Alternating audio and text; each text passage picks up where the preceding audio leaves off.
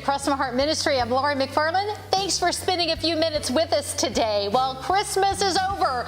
All the prep and all the feasting and celebrating and worshiping, it's done for another year. And if your house is like mine, you haven't quite gotten to the place that you're putting Christmas back in the attic yet. If you have family coming to visit after Christmas, it's just nice to leave it out and continue to enjoy the time after Christmas is actually officially over. The gifts may be opened. Some of the things that don't fit may have already been returned. All the Christmas cards have been read. But those days after Christmas can sometimes be the most peaceful and therefore the most pleasant of the entire year. The schedule hasn't kicked back in yet. We don't have all the to-dos and the preparations. There's plenty of leftovers, so we may not have to be doing any cooking. And I just find that those first days after Christmas seem to be some of my most favorite time of the year. Well, I want to talk today about what wrapping up Christmas can look like at your house. And of course, Christmas really isn't over when we consider that Christmas is the celebration of Jesus coming to earth. Emmanuel is with us. And if you're a follower of Jesus Christ, of course, Jesus continues to live in your heart through the Holy Spirit. But when we think about all the practical preparation of Christmas and all the things that the decor and the preparations, I just want to share a few practical ideas today for how you can wrap up Christmas and strategically do some things now to make Christmas next year go a little more smoothly. So I've got my boxes and things out, so I'm going to start thinking about getting things pulled together and wrapped up here in the next few days. But we've got a free download for you, and so 2 pages here, and I want to encourage you to follow that PDF in the show notes below. Okay, so I'm hoping that one of these items on my wrapping up Christmas checklist might work for you. So first thing I want to challenge you to do is get an empty cardboard box. And you can designate that cardboard box giveaway. So you remind yourself, this is going out of the house. I'm going to give all this stuff away. Now, I've done some purging the last few years, and I don't think, as much to give away this year as I have in the past. But first, get your cardboard box. That's number one. Number two is to sort of go through before you start taking everything down and just sort of look around at some of the items you have. Are there pieces that just no longer work? Are there things there that they've just sort of been in the box and out of the box every year? They no longer fit in your decor. You just don't like them. Maybe they're just looking a little weary, or maybe it's just not something you love and you think maybe someone else could be blessed by that. For whatever reason, you're going to add those things to the giveaway box. Before anything else, just go through and pull out the things that just look old, tired, don't fit, don't like, whatever. Put all those in the giveaway box. That's number two. Anything that is broken or can't be repaired, just go and throw that away. Number three, rearrange what you have left and see if you can fill in those holes where you took the stuff and put it in the giveaway box. So if there's holes, can you rearrange and still have things look nice? That's number three. Then number four is if you're doing it and you think, I might like something right here, or maybe something new could go there. There might be something that you've had your eye on. Maybe you think I want a little Christmas tree here, or an angel would go there, or I would love to have a candle holder in this spot. Whatever it is, sort of make a list of items, and maybe it's just, you don't know what it's going to be. Maybe you're just on your list going to put something for the coffee table, whatever that looks like. So make your list of any items you might like to be looking for, whether it's a specific item or a space to put that item for your after Christmas shopping sales. Okay, then the next thing is and I'm down to number 1, 2, 3, 4, 5. Number 5, take photos. Now, I know I have friends that are fabulous decorators, and they just get it out and it's all new every year, and they put it all in a different spot each year. And when you go to a couple of my friends' homes, they're just beautiful, they're lovely, and it's just a sight to behold, and it looks different every year. I'm not that girl. I don't have the patience for it. I don't have the gift for it. I just like to have a spot and know that next year it's going to go in that same spot. So my method is, if you want to try my method, I take pictures of everything before I put it back in the box, so that when it comes next year out of the box, I have pictures that I've printed off from my computer, and I know where everything goes. So even my kids or my husband or anybody that is going to help me knows where things go. You can either create a digital album that you can pull up, or keep the photos on your phone, or do what I do and actually print those out and put them in the boxes with all of your decor. Then after you've got the pictures and after you've decided what you're going to keep, then number 6 is to pack up everything that you are keeping. The photos go on top of the boxes. That's going to remind you of what goes where.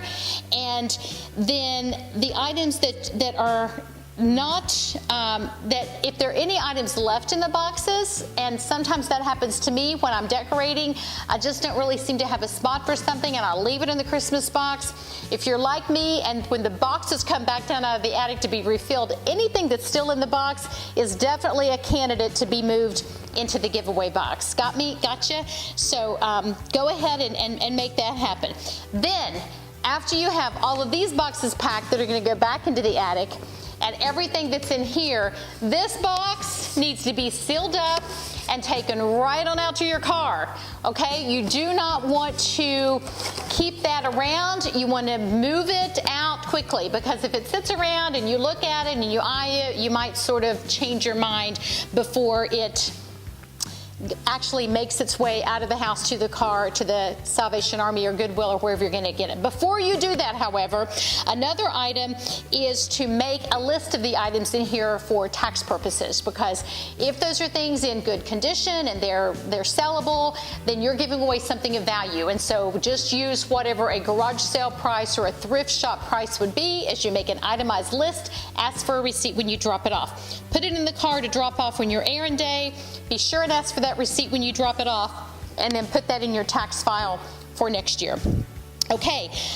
Next thing is to take inventory of all your holiday consumables. And by consumables, I mean paper plates or paper napkins, or if you use holiday candles, wrapping paper, gift tags, ribbon bows, anything like that. Gift bags and gift paper, wrapping paper. If you go through a lot of that, after Christmas is an ideal time to reinvest and replenish your supply, because it's all marked 50% or sometimes even 75% off. Now, you may not get your first choice on the wrap, but you're going to save a lot of money if you go ahead and invest in that after Christmas. Also, Christmas cards and Christmas thank you notes. So shop those after Christmas sales. You're going to take the inventory and you're going to shop the after Christmas sales, and then pack those things up and put them with your Christmas decor so that you can find them next year. Sometimes I've been surprised when I get that box with all my Christmas decor and I'd completely forgotten I invested in all those things. So I hope that some of these items on the list, on the holiday post-Christmas checklist, might inspire you or give you some ideas for how to make Christmas, not just wrap up Christmas this year, but make Christmas next year a little more smooth and a little more affordable as well. We've also left some blank spots on our post-holiday checklist, because there may be some other things that come to mind that you want to add to this list for yourself, to remind yourself to do as you wrap up Christmas, to make things happen and be more organized for next year for yourself. We also have an after Christmas shopping list. I mentioned all those consumables, and so here's just a list of several things that you might want to consider as you go out and hit all of those after Christmas sales. So here we go. These are some things that you might want to consider. Christmas consumables, wrapping paper, napkins, paper plates, Christmas cards, Christmas thank you notes, muffin liners. Love to get those after Christmas for my almond pumpkin chocolate chip muffins that I make every year at Christmas. We'll add the link below if you missed that recipe. I think I did a video for it last year. Christmas tins, gift bags, any Christmas decor that you want to add, whether you have a specific spot or something you have in mind. Hostess gifts. You know, it's nice to have a few little things on hand so that if you get invited to dinner or out to lunch or whatever, just some little things to have on hand to give as little giveaways. Thank you gifts for Sunday school teachers, or the kid that teaches your kid piano, or whoever. It's just some little thank you gifts, stocking stuffers, family gifts, and then of course We left some blank notes for you there as well. So if you have some great ideas that I haven't mentioned that come to mind for wrapping up Christmas at your house, we would love to hear them. Leave us a note below and share two things: an idea that you may have of your own that I didn't mention, or just tell me what's your favorite wrapping up Christmas idea that I've shared today. Well, I want to thank you for spending this time with us. If you are a regular visitor or to our channel or a regular subscriber, thank you very much. And if this is your first time to check us out, thanks for stopping by. We hope you will come back. If you haven't yet subscribed to our channel, it'd be a blessing to us if you would do that. And just want to wish you a great, wonderful, fabulous, blessed new year. Please come back and join us as we begin to launch here in just a couple of weeks our new Bible study in the book of 2 Kings. You can watch for those videos to post. We'll be starting up in mid-January. And the best way to prepare, if you did not do the 1 Kings study with us, is just to go back and watch all of the videos that are posted below. We can also give you the playlist for 1 Kings and read through those. Thanks again for spending this time with us. I'm Laura McFarland. Have a happy new year and a blessed new year, and happy wrapping up Christmas.